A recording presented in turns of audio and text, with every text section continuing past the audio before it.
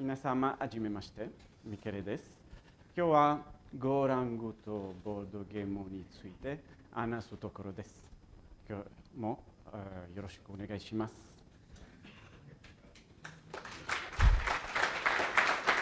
Don't be afraid. I'll go to English. It will be better. So I just introduced myself. My name is Michele, and I said also that today we are going to talk about board games and Go. So let's kick it off. And let's start with this fact.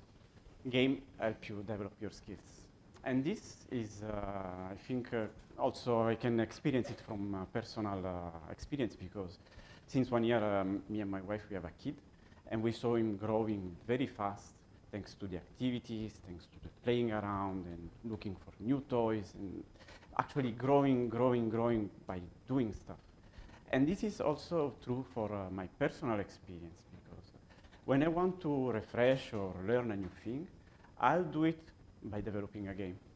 And today I want to show you how it went out. So again, about myself, my name is Michele. I'm a Gopher since 6 years. I work in a company called Amadeus, which is a company that in short provides software for the travel industry. And I like sharing my Go knowledge, but at the same time, I like other things like learning Japanese or playing board games. Today, board game will be Ticket to Ride. Please raise your hand if you know this game. Nice, very nice. Thank you. For those who don't know, I will give a quick recap. So the board represents the United States map. You have cities that are the dots, and the lines are the railway lines. You have some resources that you need to use to occupy those lines, and they are colored cards and train tokens. And for example, if you want to connect Atlanta to Miami, you see the five blue rectangles. This means that you need 5 blue cards and 5 train tokens to occupy it. The goal of the game is to make the most points, and you do that by occupying lines and connecting cities that are listed in your objective cards. Which means that, for example, you can have some card that says you need to connect New York to Los Angeles, and it will give you 20 points. And if you manage to create a route, any kind of route that connects those 2 cities, you get the points. Now, let's see how we can play this game in Go. So, the first idea will be the very basic idea of going random. We'll also simplify a bit the rules, so we'll use the minimum number of players too. We'll have them having no objectives for now and unlimited resources. So that the idea will be just for them to take turns and select a line at random. Also, the game normally ends when you finish your train tokens. In this case, the game will finish when all of the lines are occupied, again, for simplicity. This is the main code. The main code will just look at the railway lines that are in the game and creates the 2 players, giving them some ID. Then, those players are going to take turns and provide the behavior that they are going to use when they are interacting in the board. So the P1.play and P2.play are actually functions that interact with the board. Once they finish playing, we compute the score and we see who won. Now, this is the player package, so we'll see that there is a structure representing the player, so it will take an ID and the list of owned lines.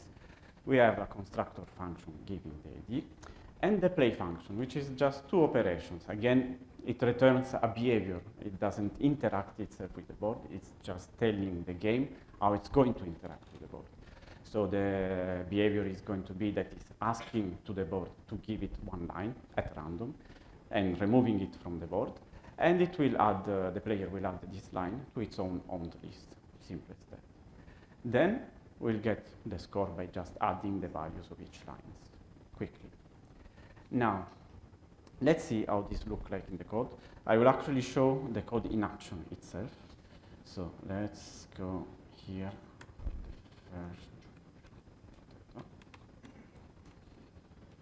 Okay, and we'll execute it. Up. So you'll see it's very fast. It's actually command line logs that says pseudo-random line train chosen by player 1 or by player 2. It will tell you which line has been chosen and the value of the line. If we go a bit slowly, you'll see it in a more relaxed way. Let me open this up. And the fact that I'm adding a show flag is just not only for having it going slow, but also because it's going to do two things at the end. First, it's going to draw a map on the board game where you see the blue lines are the choices made by player 1 and the pink line are the choices made by player 2. So it's actually drawing on the board the choices that the players have made. And there is still another thing that it does. Not this one. This one. Again, it's the board. But now you see that the lines are appearing. It's not very easy to see, but you can see sometimes some lines are appearing. This is actually the timeline that is drawn. It's a GIF, it's not an image itself. And it's showing at each turn which line has been chosen by the appropriate player. So this is how the two players are playing at random. You see that random lines appear a bit anywhere and then it restarts. And when it finishes, then you have again the score. Now, let's go back to the slides and focus on the board a little bit. There it is. If you pay a closer attention, you can start thinking something like this, or maybe you thought it already. Yeah, you want to have a second look? Yeah, that really looks like a graph to me, which means that we can introduce graph algorithms to this game. And this is also the place where I'm going to introduce the two repositories that I used. The first one is GraphGo. It's a way that I used to refresh my knowledge of graph algorithms in Go. And the second one is the ticket to ride implementation of the game in Go again. If you need to use graph algorithms in Go, use the GoNum package, which is a bit more complete. GraphGo is really my own way to exercise. So let's keep going. If you think that algorithms are complex, I agree with you. But good news, if you want to write them in Go, it's actually very easy. And I'm going to show you concretely how. So let's start by creating a graph. We're going to define the basic stuff, so vertices and edges. And we're going to see also how they translate in ticket to ride in the game. So first of all, an edge or a vertex or a node, sometimes I will call it node. It's just a container for any kind of data. We are using generics just because the type that is inside the structure does not affect the behavior of the structure itself. So we can use generics for this. And we use comparables so that we can make some comparisons between the values that are inside the nodes. Then we have an edge that is two nodes and a property, which can be of any property of any kind. And in ticket to ride, it translates to creating two vertices of type, for example, city instead of string. And we put inside the name of the cities that are corresponding to each point in the board. Then we define a property, which is the distance between the two cities. And we use those to create an edge. Now, for the graph representation, one common way to do it is to list the edges. I put also the list of vertices for convenience. And in ticket to ride again, you just have the same. So you take the vertices and the edge that we created earlier, and you add it in the instantiation of the graph. And you can iterate this for all of the edges and all of the vertices in the board, so all of the cities and all of the train lines, so that you can have the complete board of ticket to ride. And this is the basics. Now, there are other representations of graph. I'm not going to give you a complete algorithm class in this place. But the most important thing to know is that the different representations are dependent on memory and time execution for the operations that you do. And what you can do on your side is to use an interface to capture the common behavior that all of these different graph representations have. So for example, I decided to have the list of vertices, the list of edges, operations for add and remove, and other things. And the idea is that at the end, if you have different graph representation, you can switch among them according to the operations that you want to do easily, because you are dealing with the interface and not with the concrete type. Now, we have the basics. Let's see what algorithms we can use for ticket to ride. The first of all, we'll answer this question. Is there a path connecting a city to another one? Well, at the beginning, you can see that all of the cities in the board are connected directly or indirectly. So there is at least a route that connects every city. But as soon as you start playing the game and you occupy railway lines and you remove them from the board, some cities may be isolated by your opponent mostly. So every time you want to make an informed decision, for example, I have an objective connecting to connect Los Angeles to New York. Can I do it? I have to see in the graph if the two cities can be connected. And we'll do this by visiting the graph. The visit of the graph in the code is quite simple in the sense that you start from a starting node in the graph and you want to walk around the graph, along the edges, to see all of the nodes that you can reach from your starting node. And this this result will be stored in a tree because it has an interesting property that you can see not only which nodes are reachable, but also the path, one path at least. So it starts like this. You visit the source. You add the source to the resulting tree, the tree that you want to return, and you add it to a queue. And then you loop on this queue until it's empty. You will see all of the adjacent node, all of the neighbors of this node. You will see if it's visited. If it's visited, you forget, you continue. If it's not visited, you visit it. You append to the queue so that you can analyze it and see if it has to be analyzed again. And then you add it to the tree, and you're finished. So again, it fits in one slide. If you see the pseudocode for this, it will read very, very similar to what you see. Now, once you have the visit, seeing if they are the two cities are connected is very easy because you start the visit on one node and you check that the other node is contained in the result, in the resulting tree that is returned. So this will answer how if two cities are connected. Now, we want to try to occupy the route as fast as we can. In Ticket to Ride, in one action you can occupy only one line, one segment of a full route. So the idea is that you want to have the shortest one so that you can take less turns to occupy it. And for this, we'll see the shortest path algorithm again in the code, and we'll use the Bellman-Ford algorithm in this case.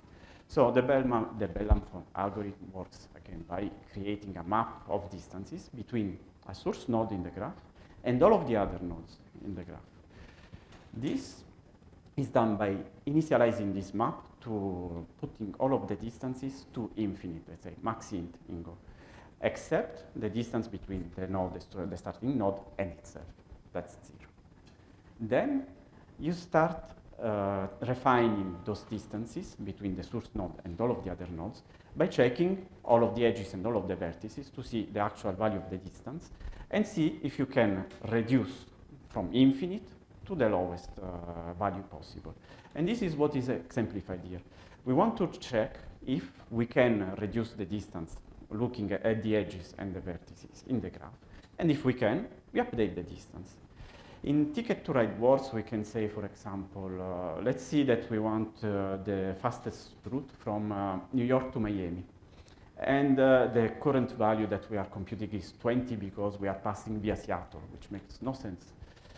We keep analyzing in the algorithm that, for example, we see a shortest route that goes via Washington, for example, and it will update the distance, taking into account the fact that the distance between New York and Washington is like 2.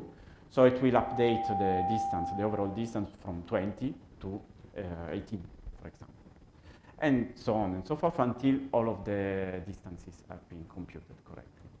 This then will be used in the actual shortest path algorithm because you want to know which are the cities that are inside this path so that you can occupy them.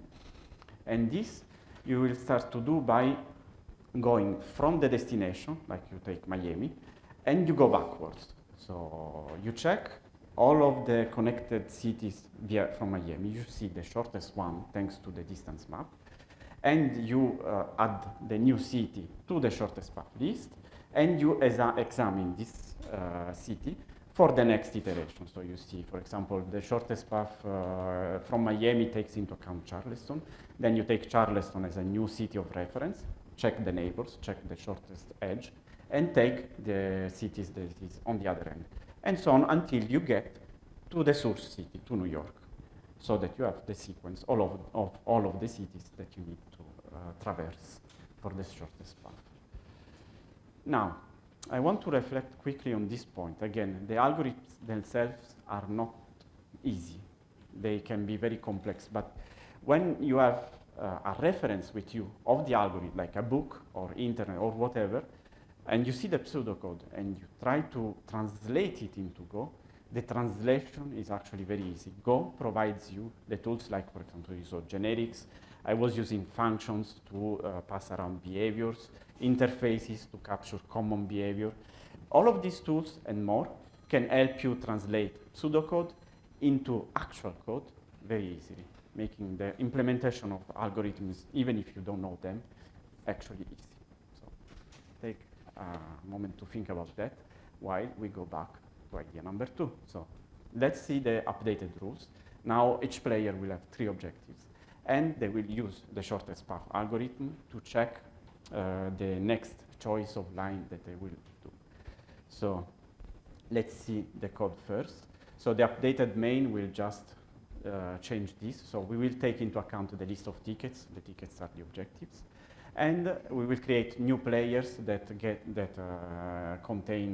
have those tickets. So we'll give free of each player the ticket. And this will be the updated player. So it will use the owned lines as a graph now and not as a list of owned lines. And it will have a ticket list, so an objective list to work with. And the constructor function will take this into account. And now we go to the play function, which again will provide a new behavior. And the behavior will be a selection between 2. So either we go random as before, or we look at the shortest path. So we do look at the shortest path if there are objectives to complete. Otherwise, we just fall back to random selection. Since we saw random selection before, we focus on shortest path. And what it does is that it's creating its own local board. It starts by checking if there is an objective available. If there isn't any, it goes back to random selection. If there is an objective available, it will take the cities that are listed in the objective, see if there is a path, and if there is one, it will see the shortest one.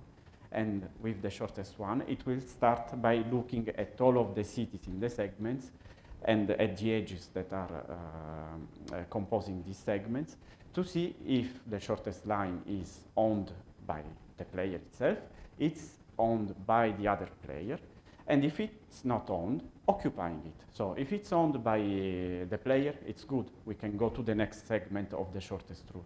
If it's owned by the other player, the shortest route is not valid anymore. We have to recompute it, and we do it by updating the original board by removing the edge. And if it's free, we occupy it, we mark it as occupied. We add it to our own graph of owned lines. So we are building our own graph of owned lines. And we see if there is a path between the 2 cities in the objective in our owned lines graph, so that we can see if we completed the objective or not. And this is actually it. We see again it in the demo. The change will be straightforward. So tap, tap. We comment the random. So now the difference we'll see will be that the players have objectives here. In the beginning they didn't have. And you see, for example, player 1 has Calgary to Salt Lake City, 7 points. And the first move that it does is going from Calgary to Helena. And I will show you this in the resulting graph in a minute. But if not,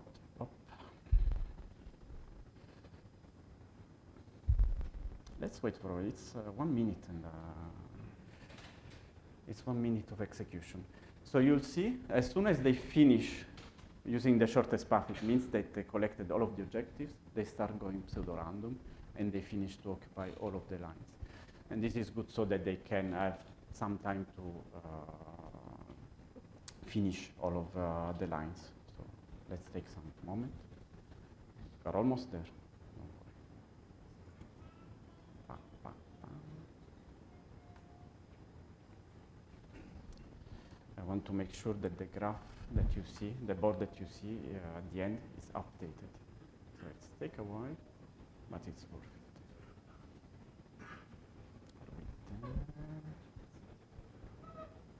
Yes, player 2 won, by the way. So, update a graph here. Oh. Oh. So you see, well, it's again, the lines are not very visible, but you see that it starts to create routes instead of randomly selecting a line. It starts to make like continuous lines by trying to connect the cities that it has in its objectives. So this is ticket to ride. Let's go back to the slides. Can go take the ticket to ride? Yes, we just saw it. It's minimum, but it's still nice to see. Games are a good opportunity to practice and learn a new skill. And this is what I wanted to exemplify today by taking a random example, like I wanted to refresh my graph algorithm knowledge. Let's see what I can do, and Ticket to Ride was a good example for me.